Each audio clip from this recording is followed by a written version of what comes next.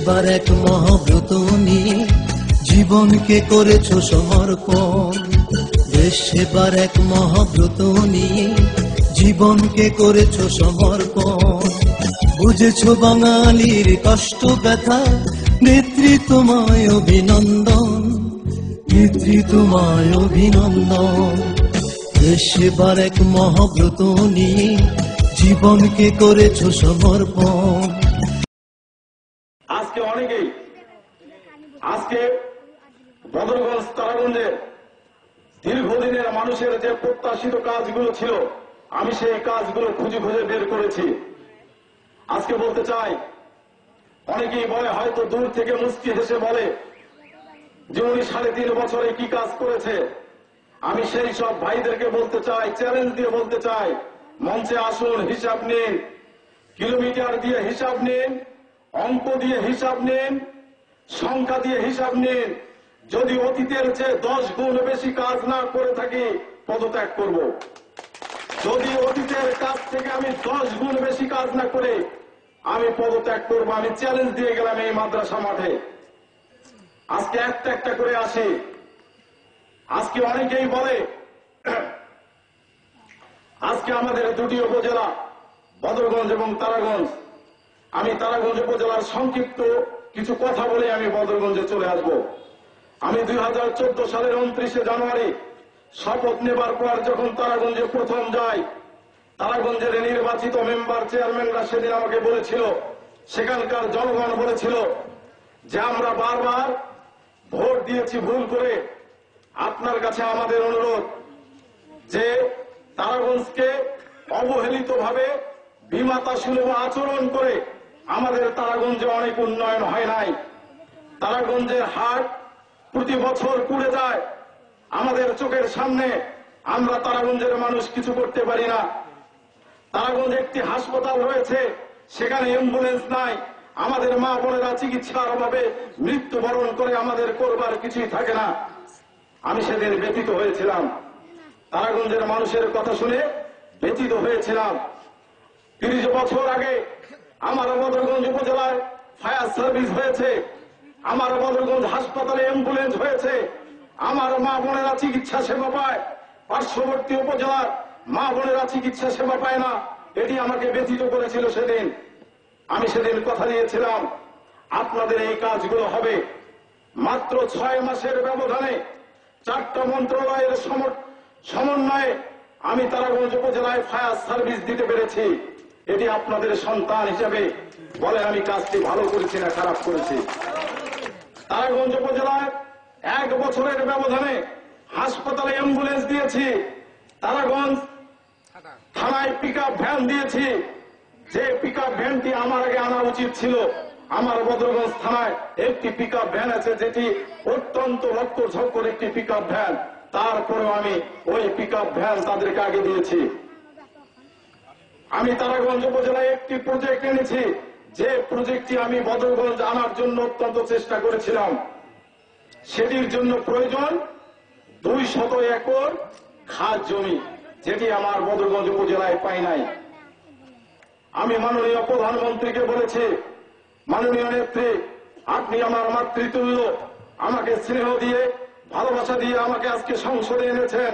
আপনার কাছে আমার দাবি, এই পল্লী উন্নয়ন একাডেমি যেন তারাগঞ্জ উপজেলায় দেওয়া হয়।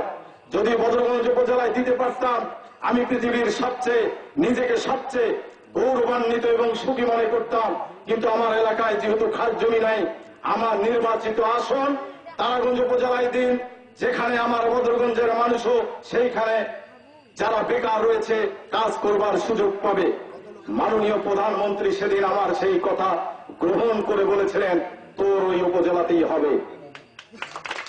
আজকে সেই পল্লী উন্নয়ন একাডেমি, যেটি প্রথমে 107 কোটি টাকা ছিল, এখন সেটিকে আরো উন্নীত করে 200 কোটি টাকার প্রজেক্ট করে সেখানে আমার বদরগঞ্জ তারাগঞ্জের মানুষ প্রায় 10,000 মানুষ, বেকার মানুষ সেখানে কর্ম করে খেতে পারবে। আজকে তারাগঞ্জ উপজেলায় ন্যাশনাল সার্ভিসের অধীনে প্রায় আমি চাকুরি দিয়েছি 1766 জনকে। একটি মানুষ একটি ছেলেও বলতে পারবে না যে কোন ছেলের কাছে একটি পান আমার কোন নেতা কর্মী খেয়েছে।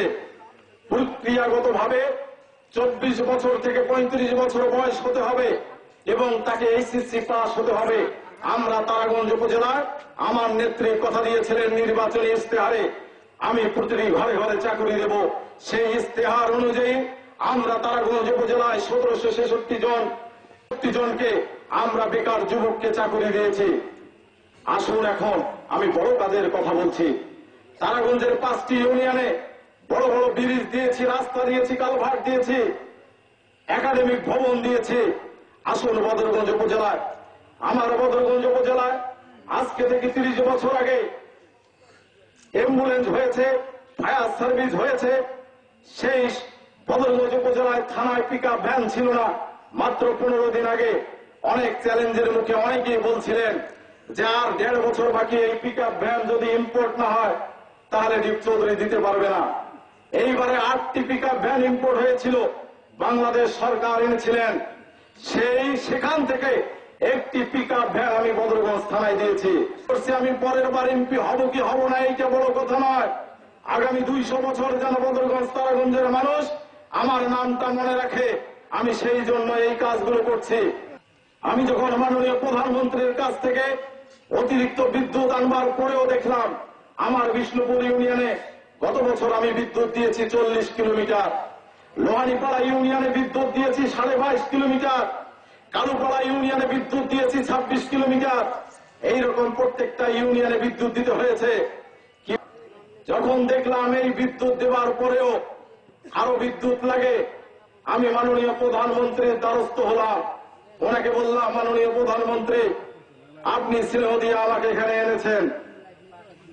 আজকে বাংলাদেশের 43টা উপজেলা আপনি শতভাগ বিদ্যুতায়ন করবেন। সেই শতভাগ বিদ্যুতায়নের মধ্যে আমার 2টা উপজেলা ঢুকিয়ে দেন। মাননীয় প্রধানমন্ত্রী আমার কথা শুনেছেন। উনি বদরগঞ্জ তারাগঞ্জকে শতভাগ বিদ্যুতায়ন করেছেন, শতভাগ। যেখানে একটি বাড়িও ফাঁকা থাকবে না, প্রত্যেকটা বাড়িতে আলো জ্বলবে।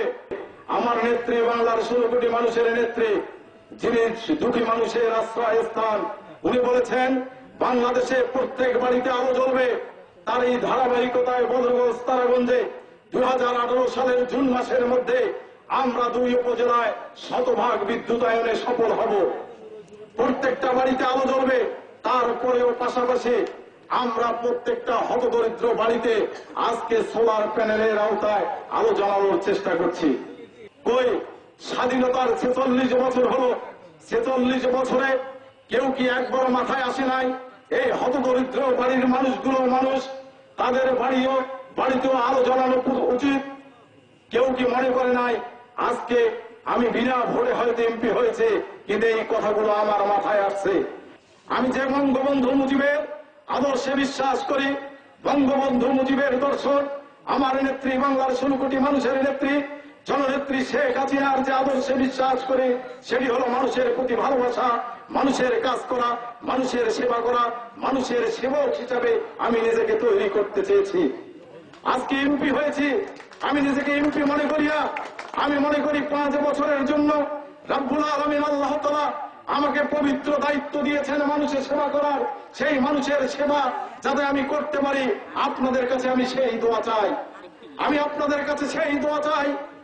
আজকে যে পবিত্র আমানত দিয়ে আমাকে দায়িত্ব দেওয়া হয়েছে, আমার বদরগঞ্জ তারাগঞ্জের একটিও মানুষ যেন আমাকে আঙ্গুল দেখিয়ে বলতে না পারে যে আমি দুর্নীতিবাজ।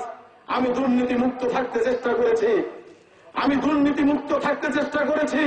বদরগঞ্জকে মাদক মুক্ত, সন্ত্রাস মুক্ত, রাজনীতির প্রতিহিংসা মুক্ত, আজকে সমস্ত কিছুর ঊর্ধ্বে থেকে মানুষের সেবা করার চেষ্টা করেছে।